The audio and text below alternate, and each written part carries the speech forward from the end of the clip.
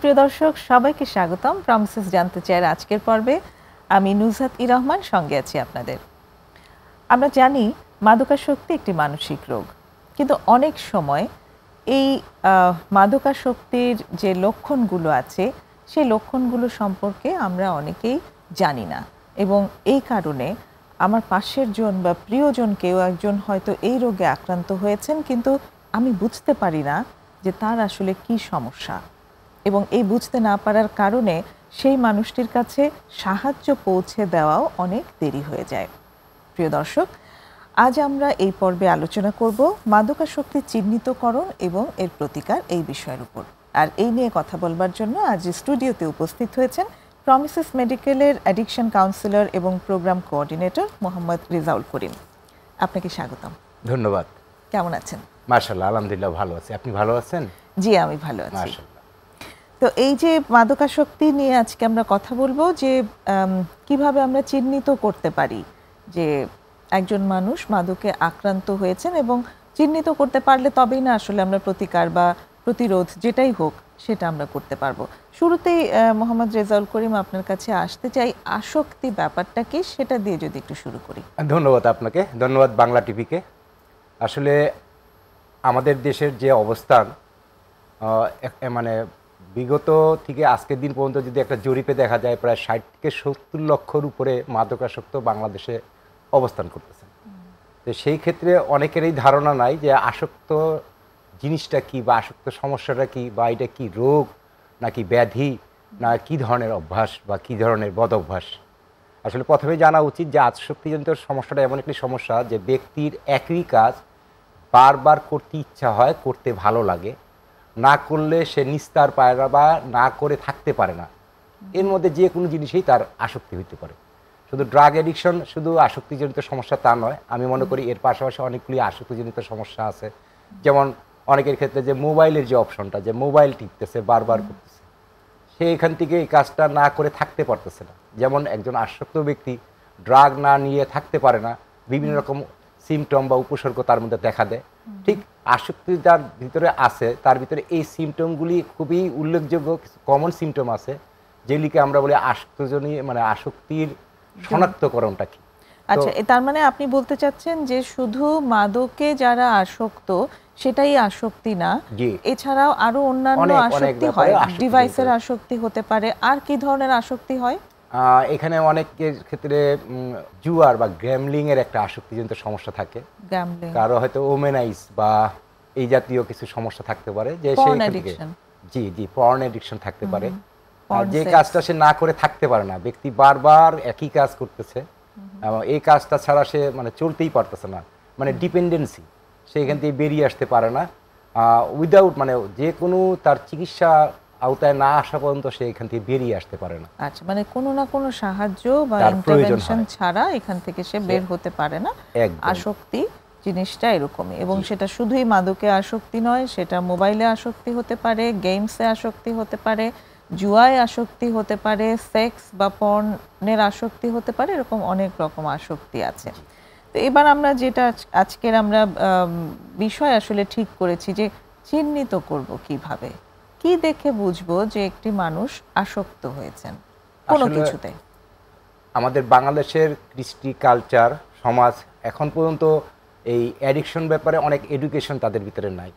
তো একটা আসক্তজনিত মানুষের যেমন কি ধরনের সমস্যা হতে পারে বা কি ধরনের সিমটম হয়, অনেকেই অনেক মানে পরিবারের সদস্য অজ্ঞতা আছে, বুঝতে পারে না, এডুকেশনের অভাব আছে। তো সেই ক্ষেত্রে যদি বলা যায়, দেখা যায় একটা ছেলে জন্মের পর থেকে একরকম লাইফ স্টাইল ছিল, একটা পর্যায়ে তার এই লাইফ স্টাইলগুলি চেঞ্জ হয়ে যাচ্ছে। যেমন সে দিনের বেলা ঘুমাচ্ছে, রাতের বেলা জাগছে, নতুন নতুন বন্ধুর আবির্ভাব, অনেক টাকা পয়সার একটা চাহিদা বেড়ে যায়, এবং দেখা যায় সে যে একটা নর্মাল মানুষ ছিল, তার খেলাধুলা, পড়ালেখা বা তার যে পেশাটা ছিল সে এটার থেকে আগ্রহ হারিয়ে ফেলে। ইদানিং আর একটা সমস্যা দেখা যায় যে ছেলে ফোনে কথা বলছে লুকিয়ে লুকিয়ে, অভিভাবক বা পরিবারের সদস্য যারা আছে তাদের সাথে, মানে তারা জানি বুঝতে না পারে, শুনতে না পারে, তাদেরকে অ্যাভয়েড করে। পরিবারের সদস্যদের সাথে একটা অসামঞ্জস্যপূর্ণ জীবনযাপন শুরু হয়ে যায়, সেই যে আচরণ বা চিন্তা চেতনাগুলি তার একদম নেগেটিভ পর্যায়ে চলে যায়, অত্যাধিক রাগ জেদ, অস্বস্তি বোধ করে, খাবারে অরুচি, অনিদ্রা, এবং পাশাপাশি কিছু যারা বিবাহিত তাদের একটু সেক্সুয়াল প্রবলেমগুলি অনেক বেশি আকারে ধারণ করে। তো ফিজিক্যালি, মেন্টালি, সোশ্যালি, স্পিরিচুয়ালি 4টা সেক্টরেই তার বিশাল কিছু সিমটম আমরা পরিলক্ষিত করি। এই পরিলক্ষিত করার পর বোঝা যায় তার আসক্তিজনিত সমস্যা আছে কিনা। এগুলো কিন্তু আবার যে কোনো সময়ে, যেমন একটা শিশু যখন কিশোর বয়সে পদার্পণ করে, বা কিশোর বয়সটাও তো লম্বা, 13 বছর থেকে 18-19 বছর পর্যন্ত কিশোর বয়স থাকে, তারপরেরও এরকম ধরনের পরিবর্তনগুলো আসতে পারে। তো সেই ক্ষেত্রে সবাই কি আসলে মাদকে আসক্ত হয়েছে এরকমটা সন্দেহ করতে হবে, নাকি কিছুভাবে ডিফারেন্সিয়েট করা যায়? বিভিন্নভাবে তারা হয়। সাধারণত বাংলাদেশের এজটা যদিও এখন স্কুল থেকে শুরু হয় আসক্তিজনিত সমস্যাগুলি, তারপরে গড়ে এবারে যদি বলা যায় তাহলে 25-এর উপরেই আর কি টিনেজটা পেরোনোর সাথে সাথেই তারা এই সমস্যাগুলি বেশি মানে বেশি সংখ্যক মানুষ আসক্তিজনিত সমস্যায় জড়িত হয়। এটা একেবারে 25 থেকে 30-এর মধ্যে এটার হারটা অনেক বেশি, আর এটা থেকে বেরিয়ে আসতে আসতে হয়তো 40, 45, 50, 60 বছরে পেরিয়ে যায় যে বেরিয়ে আসতে পারে না। কারণ তাদেরকে সঠিক সময়ে সেই সঠিক চিকিৎসাগুলি, পদ্ধতিগুলি বা সঠিক চিকিৎসাগুলি তাকে যদি না দেওয়া হয় তাহলে সেখান থেকে বেরিয়ে আসাটা খুব কঠিন। এবং এই পর্যায়ে যদি চিকিৎসা ব্যবস্থার মাধ্যমে না আসে তাহলে একটা আসক্ত ব্যক্তির জীবনের 3টা পথ খোলা থাকে। এটা হয়তো অনেকেই বুঝতে পারে না যে 3টা পথ কি। যে যদি সে আসক্তি সমস্যা থেকে বেরিয়ে আসতে না পারে তাহলে হয় একটা সাইকোলজি বা সাইকোলজিক্যালি একটা মানসিক সমস্যার ভিতরে সে ঢুকে যাবে, যেটা সাইকেট্রিক বলা হয়। আর না হইলে সে এমন কোনো সঙ্গের সাথে থেকে এমন কোনো ক্রাইমে জড়িত হয়ে যাবে, যার ফলে তাকে হয়তো বা আইনিভাবে হয়তো জেলখানেও থাকতে হতে পারে, বা দীর্ঘ একটা সময় তাকে থাকতে হবে এই আইনি প্রক্রিয়ার চলাকালীন। আর 2টার কোনোটা না হলে 3 নম্বরটা একদম সিরিয়াসলি যে সুইসাইড বা আত্মহত্যা করবে, ডেথ। এই হলো 3টা রাস্তা একটা আসক্তিজনিত মানুষের। যদি সে আসক্তিজনিত সমস্যা থেকে বেরিয়ে না আসে বা রিকভার করে তাহলে তার সামনে এই 3টা পথেই শুধু থাকবে। তিনটা অপশনই কিন্তু ভয়াবহ। আপনি বলছেন যে মাদকে আসক্তি থেকে বা যে কোনো রকম আসক্তি থেকে কোনো পার্মানেন্ট মেন্টাল ডিসঅর্ডারের দিকে চলে যেতে পারে, মানে অন্য সাইকিয়াট্রিক ডিসঅর্ডারের দিকে চলে যেতে পারে। এখানে একটু বলা উচিত, এখানে একটু ভেরিয়েশন, মানে একটু ভিন্নতা হইলে গিয়ে অনেকে আগেই সে মানসিক রোগী ছিল বা মানসিক সমস্যা ছিল, তারপরে সে আসক্তিতে মানে ড্রাগ আসক্তিতে ঢুকে গেছে, এটা একটা চাপটা। আর বেশিরভাগ ক্ষেত্রে যেটা হয় যে আগে সে সুস্থ স্বাভাবিক একটা মানুষ ছিল, তারপরে সে আসক্তিজনিত সমস্যায় ঢুকে যায়, ওইটা রিকভার করার আগেই সে আবার মানসিক সমস্যায় পড়ে যায়। মানে 2টা এত মানে পাশাপাশি অবস্থান, মানে এত কঠিন সমস্যায় ঢুকে যায়, সেখান থেকে রিকভার করাটা খুবই কঠিন হয়ে দাঁড়ায় যদি সে চিকিৎসা ব্যবস্থার ভিতরে না চলে আসে। এবং বাকি দুটো বললেন যে সে কোনো না কোনো ক্রাইমে জড়িয়ে পড়তে পারে। হ্যাঁ, বেশিরভাগ ক্ষেত্রে আপনারা যদি এটার একটা অনুসন্ধান করে দেখেন আমাদের সংসারে, মানে সমাজে, আমাদের দেশে দেখবেন যে অধিকাংশ মাদকাসক্ত মানুষই বিভিন্ন রকম ক্রাইমে জড়িত। হ্যাঁ, বিভিন্ন রকম ক্রাইম করতেছে। এই যে যতটুকু দেখা যায় বা বোঝা যায় পত্রপত্রিকা, টিভিতে, সন্তান বাপকে মেরে ফেলতেছে। কিছুদিন আগে একটা ঘটনা হলো উত্তরবঙ্গের পাবনায়, যে বাবা নামাজরত অবস্থায় সন্তান মাদকাসক্ত, সে বাবাকে খুন করে। তো এই মাদকাসক্ত সমস্যা তার কারণে থাকার কারণে সে মানসিকভাবে এমনভাবে অসুস্থ হয়ে যায়, সে তার বাবাকে খুন করতেও দ্বিধা করে না। তাছাড়া বিভিন্ন রকম সমাজে ক্রাইম, চুরি, ডাকাতি, ছিনতাই, রাহাজানি, যথা কিছু বলেন, চাঁদাবাজি, যে কিছু বলেন, এটার সাথে এটার পিছনে একটা মানে একটাই কারণ থাকে বেশিরভাগ ক্ষেত্রে, যে মাদকাসক্ত সমস্যা। অত্যন্ত চিন্তার বিষয়। এবং আপনি যে আত্মহত্যার আরেকটি অপশন বললেন, আত্মহত্যার ব্যাপারটা কি, মাদকাসক্তির সাথে কিভাবে রিলেটেড? আসলে একটা সুস্থ মানুষ যখন মাদকাসক্ত হয়ে যায়, সে হয়তো চায় যে আমি আর মাদকাসক্ত বা মাদক গ্রহণ করব না, কিন্তু তার শারীরিক কিছু উইথড্রল আছে, যার কারণে সাইকোলজি এবং ফিজিক্যালি এমনভাবে তাকে প্যারা বা কষ্ট দেয়, সে তখন আর অন্য কিছু উপায় খুঁজে পায় না। তার সমস্যার সমাধান মাদক খেয়েও যখন না হয়, তখন সে চিন্তা করে যে আমার সমস্যার বা এখান থেকে বেরিয়ে আসা যেহেতু আমি পারছি না, তার মানে আমার বেঁচে থাকার আর কোনো প্রয়োজন নেই, বা সে এতটুকু হতাশ, নিরাশ, জীবনের প্রতি এতটুকুই মানে ইয়ে হয়ে যায়, হতাশ হয়ে যায়, তখন সে আত্মহত্যার পথটাই বেছে নেয়। পাশাপাশি পরিবার পরিজন সমাজ একটা মানসিক লজ্জা অপরাধবোধ কাজ করে, কিছু হতাশা কাজ করে, মানে ফিউচার বলতে তার কোনো পরিকল্পনা বা ফিউচারের চেয়ে তার পথ চলা একদম অন্ধকারচ্ছন্ন। হ্যাঁ, তো সেই অন্ধকার জগৎ দিয়ে ফিরার যখন আর পথ খুঁজে যদি না পায় তো তার কাছে মনে হয় এটাই শ্রেয়, আমার চলে যাওয়াটাই বেটার। তখন এবং এটা অত্যন্ত ভয়ানক একটা পরিণতি। আমরা কেউই চাই না যে এরকম আত্মহত্যার, হ্যাঁ শুধু আত্মহত্যাই নয়, আমার কাছে যদি মনে হয়, আমি যতটুকু জানি যে মাদকে আসক্তির কারণে অনেকে খুন হয়ে যান, সেই একটা সমস্যাও হতে পারে। আবার শারীরিক মানে শারীরিক যে কোনো একটা এমন অসুবিধা তৈরি হয় যে তার সাডেন ডেথ হয়। সো মাদকে আসক্তির আসলে চিকিৎসার কোনো অল্টারনেটিভ নেই, মৃত্যু একটা পরিণতি যদি প্রপার চিকিৎসা না হয়। একটা ছোট্ট বিরতি আমরা নেব, ফিরে এসে আমরা প্রতিকার নিয়ে কথা বলবো। প্রিয় দর্শক, আমরা আছি প্রমিসেস জানতে চাইয়ে, একটা ছোট্ট বিরতি নিয়ে এখনই ফিরবো, আশা করি সঙ্গেই থাকবেন।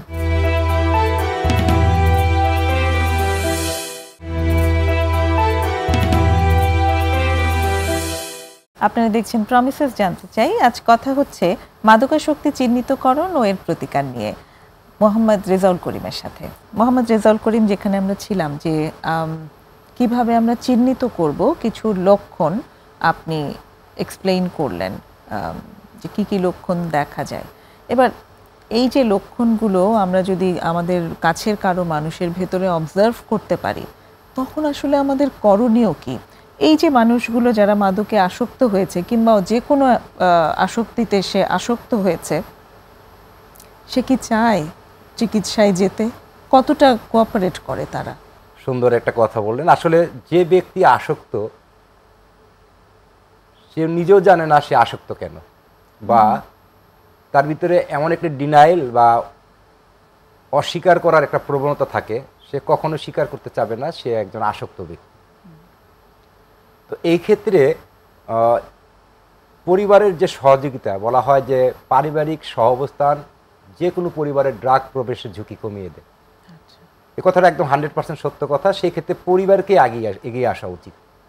কারণ আপনার সন্তান, আপনার ভাই, আপনার বোন যদি কেউ মাদকাসক্ত হয়, সোসাইটি তাকে অনেক কথাই বলবে, কিন্তু এগিয়ে আসবে না হয়তো। তো এগিয়ে আসার জন্য প্রথমেই যে পরিবারের যে ভূমিকাটা, তার সাথে একান্ত খোলামেলা হওয়া উচিত। পারিবারিক যে মেন্টাল সাপোর্টটা তাকে দেওয়া উচিত, তাকে বোঝানো উচিত এটা একটা রোগ, এটা একটা সমস্যা, সাময়িক একটা সমস্যা। যদি তুমি এটার সঠিক পদ্ধতির চিকিৎসায় যাও, তাহলে তোমার পক্ষে আবার সে আগের সুস্থ জীবনে ফিরে যাওয়া সম্ভব, এবং তোমার দ্বারা জীবনের বাকি যে কর্মকাণ্ড, তোমার যে জীবনযাত্রা, তোমার যে লাইফস্টাইল, এগুলি সব কিছুই তুমি পরিবর্তন করতে পারবে। এখন তার সাথে আলোচনার মাধ্যমে তাকে বোঝানো উচিত যে তার চিকিৎসাটা অতি জরুরি। আচ্ছা, এখন সেই ক্ষেত্রে তাকে ম্যানেজ করাটা পরিবারের সদস্যদের একান্ত দায়িত্ববান হওয়া উচিত। তাদেরকে মেন্টালি সাপোর্ট এইভাবে দেওয়া উচিত, সেজন্য একটা বিশ্বাস ফিরে পায়, সেজন্য একটা আশা নিজের ভিতরে তৈরি করতে পারে যে আমার পক্ষে সম্ভব। আসলে পরিবার যদি তাকে উদ্বুদ্ধ করে, পরিবার যদি তাকে সেভাবে বুঝাইতে পারে, সেই ক্ষেত্রে তার সারেন্ডারটা আসে এবং তাকে ট্রিটমেন্টে আনাটা, মানে যেটা বলা হয় ওয়াকিং পেশেন্ট, খুব সহজেই সম্ভব করা যায়, এবং তার রিকভারটা খুব ইজি হয়। কারণ সে নিজের থেকে মেন্টালি প্রিপারেশন নিয়ে আসে যে আমি একটা ট্রিটমেন্টে যেহেতু যাচ্ছি, এই ট্রিটমেন্টটা অন্য সাধারণ ট্রিটমেন্টের মতন না, এটা একটা লং টাইম ট্রিটমেন্ট প্রসেস, দীর্ঘমেয়াদী চিকিৎসা ব্যবস্থা। তো দীর্ঘমেয়াদী চিকিৎসা ব্যবস্থায় যখন সে মেন্টালি সেট আপ নিয়ে আসে, তখন সে ওই তার যাবতীয় জিনিসগুলি সে খুব মনোযোগের সাথে বা নিষ্ঠার সাথে, দায়িত্বের সাথে সে গ্রহণ করে, যেন সে বাকি জীবনটা সে সুস্থ থাকতে পারে, ভালো থাকতে পারে। তার সদিচ্ছার প্রয়োজন। ব্যক্তির সদিচ্ছা হলো, ক্রিয়াশীল ইচ্ছাগুলি কিন্তু ব্যক্তির সদিচ্ছা। এখন সে যদি ইচ্ছা করলো, কিন্তু যদি ক্রিয়া না থাকে, কথার সাথে যদি কাজ না থাকে, তাহলে তার পক্ষে কিন্তু সম্ভব নয়। তাকে উচিত তাকে সেই জিনিসটা তৈরি করার জন্য একটা ভালো প্রতিষ্ঠানে নেওয়া, যেই প্রতিষ্ঠানে ক্রিয়াশীল ইচ্ছা তৈরি করে এবং পুরনো কিছু ব্যাড হ্যাবিট তাকে চেঞ্জ করার জন্য নতুন কিছু হ্যাবিট তৈরি করে দেয়, যে হ্যাবিটগুলি তাকে নতুন করে বাঁচতে শিখাবে। আসলে এটা আমি মনে করি ট্রিটমেন্ট প্রসেসের অন্যতম ধাপ, ওকে। প্রধান ধাপ। প্রমিসেস মেডিকেলে কি এই রকম ক্রিয়াশীল একটা চিকিৎসা পদ্ধতি অনুসরণ করা হয়? সব ক্ষেত্রে না, কিছু ক্ষেত্রে হয়তো অনেক পেশেন্ট আছে যারা আজকের দিনে প্র্যাকটিসিং, তারা এই ব্যাপারে সারেন্ডার করতে চায় না। তারা মনে করে আমি পারি, আমি ভালো আছি, অস্বীকার করার একটা প্রবণতা থাকে বা লোকচক্ষের আড়ালে থাকার চেষ্টা করে। এই ক্ষেত্রে পরিবারের কাছে বেশ কিছু মানে কমিটমেন্ট দেয়, কিন্তু সে একটা বারও রাখতে পারবে না যে এইবার সে ছেড়ে দিবে আর সে করবে না।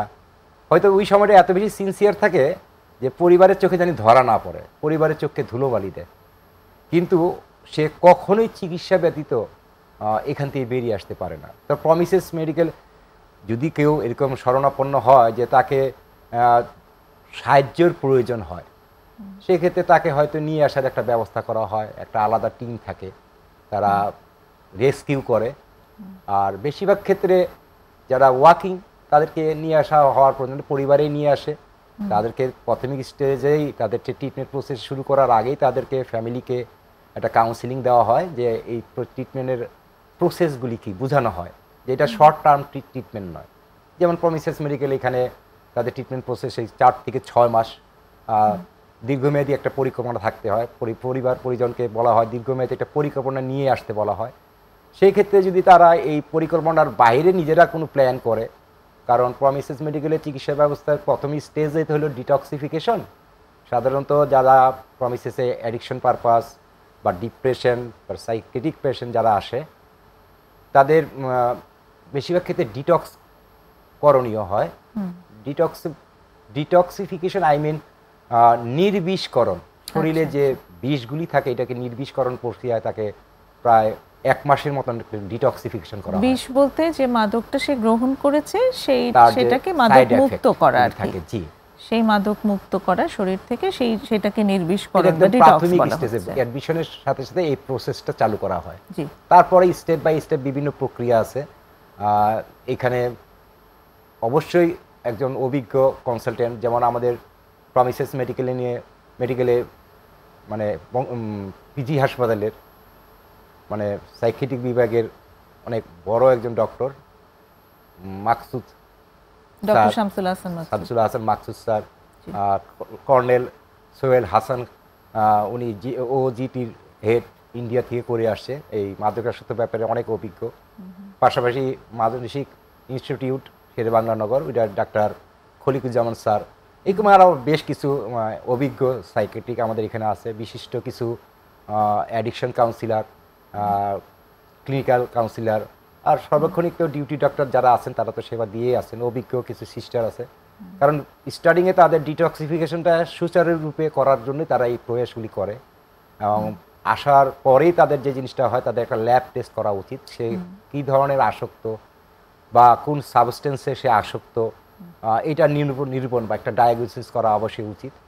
পাশাপাশি ফ্যামিলির থেকে আমরা একটা তথ্য নিই বা একটা কেস স্টাডি করি যে তার সমস্যাগুলি কতদিন যাবৎ শুরু হয়, কোন জায়গাটার বাধা, সুস্থ থাকার ক্ষেত্রে তার কোন জায়গাটায় প্রতিবন্ধকতা তৈরি হচ্ছে, বা ফ্যামিলির যারা সদস্য আছেন তাদের কোনো এই ক্ষেত্রে করণীয় কী থাকে বা কোন জায়গাগুলি তাদের পরিবারের গ্যাপ, সেই গ্যাপগুলি পূরণ করার জন্য আমরা ট্রিটমেন্টের স্টার্টিংয়ে আমরা এই সমস্ত তথ্য সংগ্রহ করি এবং প্ল্যান ওয়াইজ একটা মানুষকে পূর্ণাঙ্গ একটা ট্রিটমেন্ট দেওয়ার জন্য যা যা প্রয়োজনীয় তার ট্রিটমেন্ট পারপাস আমরা সবগুলো সেক্টরেই তাকে দেওয়ার চেষ্টা করি, জানি তার ট্রিটমেন্টের কোনো গ্যাপ বা ঘাটতি না হয় এবং সাকসেস রেটটা জানি আশানুরূপ পাওয়া যায়। একটা জায়গায় প্রশ্নটা আমার একটু রয়ে গেল, সেটা হচ্ছে যে ওই যেটা আপনি বললেন যে অনেকের ক্ষেত্রেই দেখা যায় যে তারা চিকিৎসা নেওয়ার ব্যাপারে রিল্যাক্টেন্ট, মনে করছে যে নিজেই চেষ্টা করবে। আপনি বললেন যে খুব ডেডিকেশন দেখাচ্ছে হয়তো, কিন্তু এমনভাবে ব্যবহার করছে যে ধরা যাতে না পড়ে। তো সেই সব জায়গায় এই যে বললেন যে টিম গিয়ে নিয়ে আসে, এটা আসলে কতটুকু মানবিক একটা ব্যাপার বলে আপনি মনে করেন? কারণ এখানে আমি একটু ব্যাকগ্রাউন্ড বলি যে অনেকেরই এই কমপ্লেইনটা থাকে যে কেউ যদি ইচ্ছুক না হয় তার চিকিৎসায়, তাকে কি জোর করে আসলে চিকিৎসাটি দেওয়া যায় কিনা।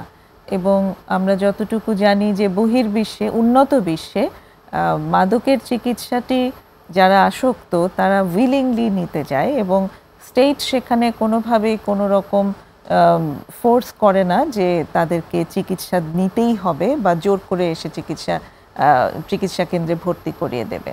তো এই জায়গাটি সম্পর্কে একটু যদি আসলে বলেন। ধন্যবাদ। আসলে এই জায়গাগুলি আমি দুই একটা ব্যাখ্যা দিই যে জি। সবার জন্য প্রযোজ্য না। সবাই বেশিরভাগ ক্ষেত্রেই ওয়ার্কিং পেশেন্টই অ্যাডমিশনটা বেশি ইজি প্রসেস এটা বলা হয়। কিছু কিছু ক্ষেত্রে হয়তোবা যে রেস্কিউ যে টিমটা আছে বা রেস্কিউ করার যে প্রসেসটা আছে, এই ক্ষেত্রে কেন রেস্কিউ করা হয়? পরিবার যখন ব্যর্থ হয়, সমাজ যখন ব্যর্থ হয়, আর কোনো পথ যখন খোলা দেখে না, তো তাদেরকে হেল্প করার মতন আসলে তেমন কেউ থাকেও না যে তার সন্তানকে, তার ভাইকে একটু হেল্প করবে, সাহায্য করবে। কারণ তাদের যে সহযোগিতা বা হেল্প, এতে তো সে ভালো হতে পারছে না। তো সঠিক জায়গায় সঠিক হেল্পের জন্য যারা আছেন তাদেরই হেল্পটা তারা আশা করে। সেক্ষেত্রে প্রমিসেসের কাছে যখন তারা হেল্প আশা করে, আমরা সেভাবে চেষ্টা করি। যেহেতু তার ডিসিশন নেওয়ার ক্ষমতা শেষ হয়ে যায়, কাজেই তাকে যদি ফোর্স করে হলেও ট্রিটমেন্ট দেওয়া হয় সেটা সম্ভব, সেটা অসম্ভব কিছু না এবং সেখানে মানবতা বিরোধী কিছু আসলে এমন নেই। কিছু নেই যে যেখানে মানবতা বিরোধী কিছু করা হচ্ছে, তাকে টর্চার করা হচ্ছে, তার কিছু কিছু লিখে নেওয়া হচ্ছে, তার টাকা, ব্যাংক ব্যালেন্স, অ্যাকাউন্ট তার ফ্যামিলি থেকে ডিটাচ করে দেওয়া হচ্ছে না। আমরা তো ফ্যামিলি সব কিছুই আমরা একটা ইস্টাবলিশ করার জন্যই তাকে নিয়ে কাজ করি। সে হয়তো সাময়িক 2, 4, 5, 7 দিন হয়তোবা এই ভুল মানে মিসকনসেপশনের মতন বসবাস করে। যখন দেখে যে পরিবার তার পাশে, আমরা সকলেই তার পাশে, তার ওয়াইফ, তার বাবা মা সব কিছু তাকে সহযোগিতা করতেছে। দীর্ঘ সময় তো তাকে এই সহযোগিতাটা কেউ করেই নাই। আর যে রেজাল্টটা আসছে, এটা তো তার জন্য সে যখন তার অ্যাডিকশনের যখনই স্টপ করে, তার এই সেন্সগুলি, তার এই রিয়েলাইজেশনগুলি ব্যাক করে, সে উপলব্ধি করতে পারে যে না, এটা আসলে আমার প্রয়োজন ছিল। অনেক ধন্যবাদ। একটা ছোট বিরতির সময় হয়ে এলো, এসে আবার কথা বলবো। দর্শক, আরেকটা বিরতি নেব, সঙ্গেই থাকুন।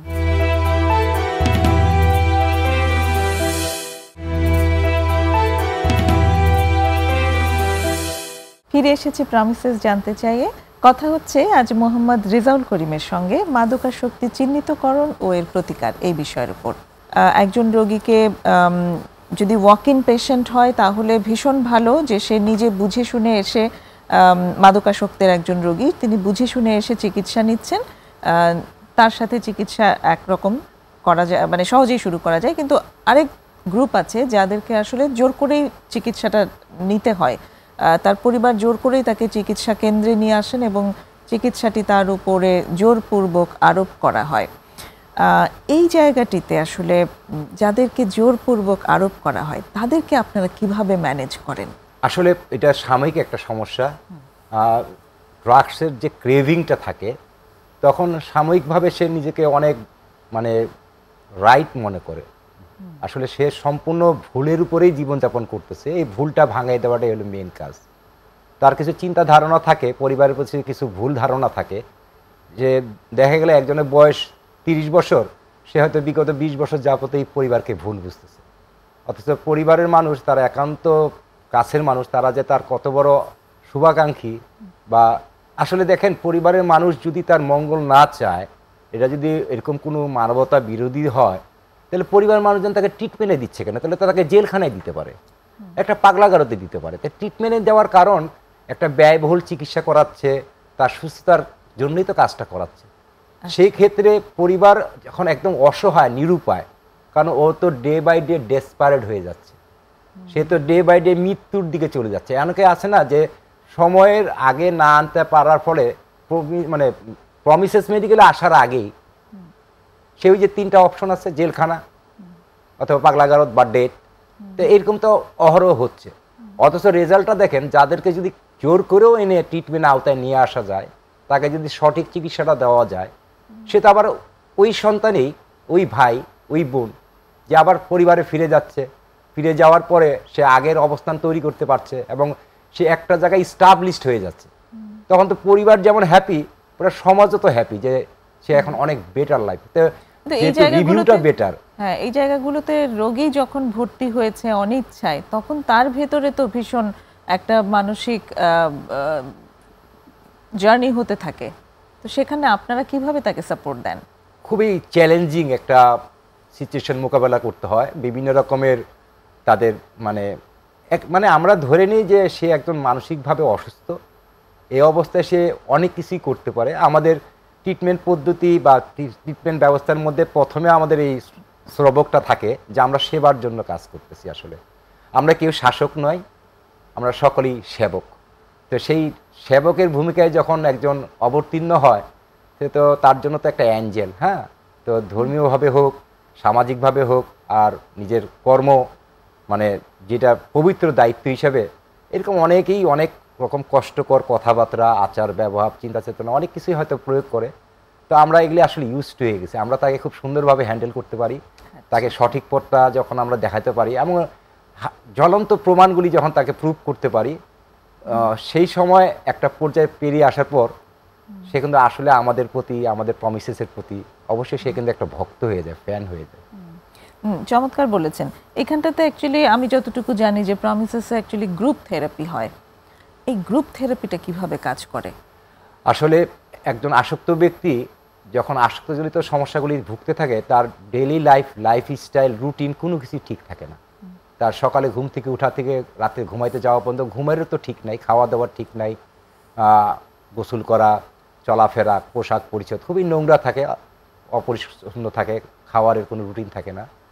তো এই ক্ষেত্রে তাদেরকে নতুনভাবে একটা জীবনে ফিরিয়ে আনার জন্য আমাদের এখানে যে প্রোগ্রামটা চালু, সেটা লাইফ ম্যানেজমেন্ট। তো লাইফ ম্যানেজমেন্ট প্রোগ্রামের মধ্যে এখানে A to Z তাকে তার জীবন প্রণালী সম্পর্কে শেখানো হয় এবং তার যে ব্যাড হ্যাবিটগুলি আছে তাকে এগুলি চেঞ্জ করার জন্য টেকনিকগুলি শেখানো হয়। এবং মনে করেন সে যখন আসার পরে তাকে মনে করেন 10টা গুড হ্যাবিট তাকে শেখানো হলো। এই 10টা গুড হ্যাবিট সে যদি আরও ইচ্ছা করে, সে 20টা গুড হ্যাবিট তৈরি করতে পারে। যেখানে সে জিরো অবস্থানে আসে, জিরো তো না, মাইনাসে অবস্থানে আসে, সেখানে সে যখন ক্লাস 10, 20, 30 মানে গুড হ্যাবিট সে নিয়ে যায়, এই জিনিসগুলি যখন সে অ্যাপ্লাই করে, তখন স্বাভাবিক কারণে তার লাইফস্টাইলটা, তার জীবনযাত্রাগুলি তার পরিবারের কাছে, তার সমাজের কাছে একদম অনেকটা মানে আকাশ কুসুম পার্থক্য হয়ে যায়। এবং লাইফ ম্যানেজমেন্ট এত ফ্রুটফুল একটা প্রোগ্রাম যে যার মাধ্যমে মানুষের পরিবর্তন আসাটাই স্বাভাবিক। কারণ এখানে আপনাকে ট্র্যাকলেস মানুষকে ট্র্যাকে নিয়ে আসা হইতেছে। সে মিথ্যা কথা বলতো, সে এখন সত্য কথা বলতেছে। সে রুটিনে কোন সময় খাওয়া দাওয়া টাইমলি করতো না, ঘুমাতো না, এখন সে টাইমলি ঘুমাচ্ছে, টাইমলি রুটিন মাফিক চলতেছে, মানুষের সাথে আদব কায়দা হিসেবে কথা বলতেছে, বাবা মায়ের সাথে সেরকম সৌহার্দ্যপূর্ণ একটা সম্পর্ক তৈরি করতেছে। আবার সে তার জবে ফিরে যাচ্ছে, কেউ বিজনেসে ফিরে যাচ্ছে, কেউ বিয়ে করতেছে, কেউ বিদেশ চলে যাচ্ছে, সবই তো আগের জায়গায় সে চলে গেল। তো সেই ক্ষেত্রে তার লাইফস্টাইলটা চেঞ্জ করার জন্য তার লাইফ ম্যানেজমেন্ট কোর্স মানে প্রোগ্রামটা তার জন্য খুবই জরুরি। আমরা এটা সকাল থেকে রাত শেষ অবধি মানে ঘুমাতে যাওয়ার আগ পর্যন্ত আমরা বিভিন্ন পার্ট টু পার্ট তাকে এই কোর্সগুলি মানে প্রোগ্রামগুলি আমাদের শেখানো হয়। প্রতিটা ক্ষেত্রে ইনস্ট্রাক্টর থাকে, আমরা অ্যাডিকশন কাউন্সিলার এবং আমরা যারা অ্যাডিকশন প্রোগ্রাম কোঅর্ডিনেটর আছে, সার্বিকভাবে তাদেরকে এগুলি শেখানোর জন্য যথেষ্ট পরিমাণ সহযোগিতা করে থাকি, জানি সে নতুন জীবনে ফিরে নতুন একটা জীবন উপভোগ করতে পারে। যে ক্লাসগুলো হয় সেই ক্লাসগুলো কিরকম ভাবে হেল্পফুল? অধিকাংশ ক্লাসগুলি হয় অ্যাডিকশনের উপরে, অ্যাডিকশন এডুকেশনের উপরে, পাশাপাশি কিছু গুড হ্যাবিট, ব্যাড হ্যাবিট, কিছু কিছু শেয়ারিং আছে, শেয়ারিং সেশন আছে, কিছু কিছু মেন্টালস আছে যেগুলির মাধ্যমে তার সেই মনের না বলা কথাগুলি, ক্ষোভগুলি, রাগগুলি, জিদগুলি সে বলার সুযোগ পায়, একটা প্ল্যাটফর্ম পায়। তো এগুলি যখন সে এগুলি বের করে দিতে পারে, নিজের ভিতরের রাগ, জিদ, ক্ষোভ যখন বেরিয়ে যায়, মানে ভিতরের যে কালো পানির অবস্থানটা এটা যখন বের করে দেয়, তখন ওই জারটাতে অবশ্যই সাদা পানি দেওয়ার একটা অবস্থান তৈরি করা হয়, জায়গা পায়। তো সেই ক্ষেত্রে তার ভালো খারাপগুলি যখন চলে যায়, তখন ভালো মানে পজিটিভ জিনিসগুলি সে নিতে পারে। মানে থিঙ্ক পজিটিভ, বি পজিটিভ। আগে তো সে পজিটিভটা চিন্তা করতে পারতো না, তো এখন সে শুরু করলো মোটে চিন্তা করা, আগামীতে হয়তো অ্যাকশানে যাবে, আগামীতে আরও ভালো কিছু করতে পারবে এবং ডে বাই ডে তার এই রিকভারি বৃদ্ধিটা, তার কন্টিনিউ গ্রোথ, মানে রিকভারি গ্রোথ তার এটা কন্টিনিউ চলতে থাকবে। Practice man make a perfect, আমি মনে করি। আপনি যেমন বললেন যে এই যে চিকিৎসাটি এটা একটা দীর্ঘমেয়াদী চিকিৎসা প্রক্রিয়া, এটা দীর্ঘমেয়াদী হওয়ার কারণটা কি? যা মনে করেন একটা উদাহরণ দিয়ে যদি বলি যে একজন পার্সন আছে, সে বয়সের মধ্যে সে 20 বছর যাবৎ কন্টিনিউ মিথ্যা কথা বলে। এখন মিথ্যা কথা তাকে ছাড়ানোর জন্য আমরা তাকে বিভিন্ন টুলস শিখাচ্ছি, বিভিন্নভাবে প্র্যাকটিস করাচ্ছি। তো এটাতেও অল্প সময়ের মধ্যে সে এটা রপ্ত করতে পারবে না যে সে সত্যবাদী হয়ে যাবে। হ্যাঁ, সে যদি এটা কন্টিনিউ প্র্যাকটিস করে যে আমি মিথ্যা কথা বলবো না, এটা থেকে রেগুলার কন্টিনিউ প্রতিদিন আমি মিথ্যা কথা বলবো না, এই রুটিনেই সে চলতে থাকে, তাহলে আশা করা যায় সে ইউজ টু হয়ে যাবে। সেম সে ড্রাগস যদি প্রতিদিন না নিয়ে থাকতে পারে, চিন্তা করতে পারে যে আমি পারবো, তো সে তো প্রুফ যে আমি আজকে না খেয়ে আছি, তার মানে একদিন পারা মানে আগামী 7 দিন ও পাশে পারবে, একটা কনফিডেন্ট গ্রো করে। তো 7 দিন যদি পারে তাহলে আমি 7 মাস, ওয়াই নট, আমি কেন পারবো না? তো 7 মাস যদি পারে, 7 বছর যদি পারে, তাহলে লং টাইম সে তো একটা কনফিডেন্ট গ্রো করতে পারে যে আমার পক্ষে সম্ভব আসলে। তো এই কনফিডেন্টগুলি তাকে এমনভাবে তৈরি করা হয় বা শেখানো হয়, সে নিজেও আত্মবিশ্বাসী হয় যে না আমি পারবো। এমনভাবে তাকে প্রিপেয়ার করে, এমনভাবে তাকে কিছু টুলসও শেখানো হয় যেগুলি সে অ্যাপ্লাই করতে পারে এবং খুব ইজি, যেগুলি হয়তো সাধারণত পরিবার পরিজন বা অন্য কোনো ইনস্টিটিউট বা অন্য কোনো সোসাইটি তাকে দিতে পারে নাই আসলে। তো সেগুলি তাকে কিছু টিপস আছে আমাদের, যেগুলি সে পেয়ে অনেক অনেক অনেক হ্যাপি হয়। অনেক ধন্যবাদ। আমরা আরেকটা বিরতিতে এখন যাব। প্রিয় দর্শক, সঙ্গেই থাকুন, আরেকটা বিরতি নিয়ে এখন ফিরছি।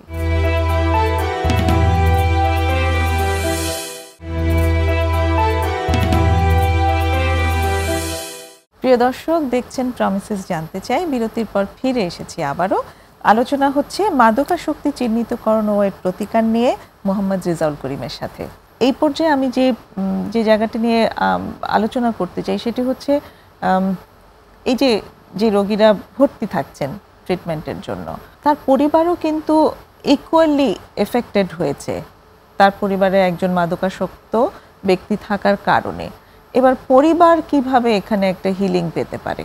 অনেক অনেক ইম্পর্টেন্ট একটা পয়েন্ট বললেন। আমি একটু বলি যে একটা পরিবারে যখন একটা মাদকাসক্ত থাকে, আসলে পুরো পরিবারটা কো অ্যাডিক্ট হয়ে যায়।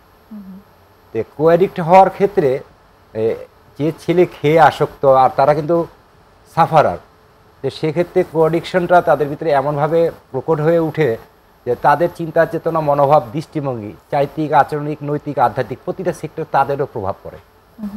তো এখন পরিবারের একজন সদস্য ট্রিটমেন্টে আসলো, তারা তার ট্রিটমেন্টে আসছেন না, বা তাদের অ্যাডিকশন এডুকেশন বলতে কিছুই থাকে না। তা আমরা চেষ্টা করি প্রায় যে পার্সন ট্রিটমেন্টে আসলো তার পরিবারকে নিয়ে আসা আমাদের কাউন্সিলিংয়ের আওতায়, ফ্যামিলি কাউন্সিলিং। এবং পাশাপাশি আমরা চেষ্টা করি সবার ক্ষেত্রে যে পরিবারের সাথে তার যে ভুলগুলি ছিল, বনিবনাগুলি প্রবলেম ছিল, অ্যাডজাস্টমেন্টের প্রবলেম ছিল, তাকে আমরা পরিবারকে এনে তাকেও আমরা কাউন্সিলিং দিই এবং এডিকশনটা দিই। এবং এদিকে ইনহাউসে যে পেশেন্টটা ট্রিটমেন্ট নিচ্ছে তাকে যে প্রসেসে আমরা ট্রিটমেন্টটা করছি, প্রসেসটা কী, এবং এখান থেকে বের হয়ে যাওয়ার পরে কিছু গাইড থাকে, দিক নির্দেশনা থাকে, সেটা কিভাবে সে ফলো করবে বা কী হওয়া উচিত, তাদেরও সহযোগিতা আমরা নিই। তাদেরকে সহযোগিতা নিয়ে তাদেরকে একটা প্ল্যান করে দিই। এবং পাশাপাশি আমরা পরিবার এবং পেশেন্ট যে ক্লায়েন্ট, তাদের মধ্যে যে গ্যাপটা ছিল, তাদের গ্যাপটা আমরা একটা ব্রিজ তৈরি করি, যে সহজে এখান দিয়ে বেরিয়ে এসে যে পরিবারের সাথে সে অ্যাডজাস্টমেন্টের কোনো প্রবলেম না হয়। এটা খুব ইম্পর্টেন্ট জিনিস, যে ট্রিটমেন্ট নিয়ে সে লং টাইম একটা ট্রিটমেন্ট নিয়ে বাড়িতে গেল, পরিবার পরিজন তাকে কী চোখে দেখতেছে বা কিভাবে তাকে ট্রিট করতেছে, সেই জানি সমস্যাগুলি জানি না হয়, তার জন্য আমরা পরিবারকে অনেকগুলি সেশনে কল করি এবং তাদের সাথে 1-to-1 সেশন করা হয় এবং এক পর্যায়ে মিটিং, পেশেন্ট এবং ফ্যামিলির সাথে আমরা মিটিং করে সুন্দর একটা পরিকল্পনার মাধ্যমে তার একটা অ্যাকশন প্ল্যান তৈরি করে দিই, জানি ইন ফিউচার তার এই পরিবারকে নিয়ে তার আর কোনো ঝামেলা বা তাকে নিয়ে তার ভুল বুঝাবুঝি এই সমস্যাগুলি না থাকে। আচ্ছা, কারণ পরিবারেই তো আসলে তাকে আবার ফিরে যেতে হবে। অবশ্যই পরিবারের মধ্যে যদি এই ভুল বুঝাবুঝির অবসান না হয়, তাহলে আসলে তার ওখানে গিয়ে আবার যে পুনর্বাসিত হওয়া যেটাকে বলে, সেই পুনর্বাসন হওয়াটা তার জন্য খুব জটিল হয়ে যাবে। সেই একটি জায়গা তো পরিবারের একটা বড় ভূমিকা আছে। তো এইবারের যে জায়গাটা জানতে চাই সেটি হচ্ছে যে যখন পরিবারেও চলে গেল, তারপর চিকিৎসা কি এখানেই শেষ নাকি আরও কিছুর প্রয়োজন আছে? না, চিকিৎসা শেষ না, চিকিৎসা আরেকটা স্টেপ, সেকেন্ড পার্ট শুরু হয়ে গেল। প্রথমটা যদি বলা হয় যে ট্রিটমেন্ট যদি সে লং টাইম করেও বের হয়ে যাওয়ার পর, সেকেন্ড পার্ট হলো গিয়ে তাকে বাস্তবতা ফেস করতে হয়। সেই ক্ষেত্রে তাকে অনেক কিছু পরিবেশ প্রতিকূল, সামাজিক অনেক কিছুই তাকে সমস্যাগুলি ফেস করতে হবে। তো সেই ক্ষেত্রে সারা ওয়ার্ল্ডেই যদি এই ট্রিটমেন্ট প্রসেসটা আমরা বিশ্লেষণ করে দেখি, এটা একটা লং টাইম প্রসেস। দেখা গেল 18 থেকে 24 মাস পর্যন্ত পোস্ট অ্যাকুইট উইথড্রল সিমটমগুলি তার ভিতরে কাজ করে। আচ্ছা, নেশা প্রত্যাখ্যানজনিত শারীরিক ও মানসিক কষ্ট থাকে। 6 মাস ট্রিটমেন্ট করবার পরও বলছেন যে এই শারীরিক ও মানসিক মানে সিমটম সেগুলো বের হওয়ার পরও থাকতে পারে, প্রায় 18 থেকে 24 মাস পর্যন্ত একদম অ্যাডিক্টেড থাকে। তো সেই ক্ষেত্রে এই 6 মাস ট্রিটমেন্টটা পরিবারের যেটা হয় এটা খুবই ছোট্ট একটা সময়। তার লং রান করতে হলে এই সময়গুলি তাকে ফলো আপের আওতায় থাকা উচিত। যেমন অনেকটা ডায়াবেটিক্স পেশেন্ট নিরাময় অযোগ্য বাট নিয়ন্ত্রণযোগ্য, সেম অ্যাডিকশনটা হলো নিরাময় অযোগ্য বাট নিয়ন্ত্রণযোগ্য। এখন নিয়ন্ত্রণের জন্য তাকে ফলো আপে আসা থাকা উচিত।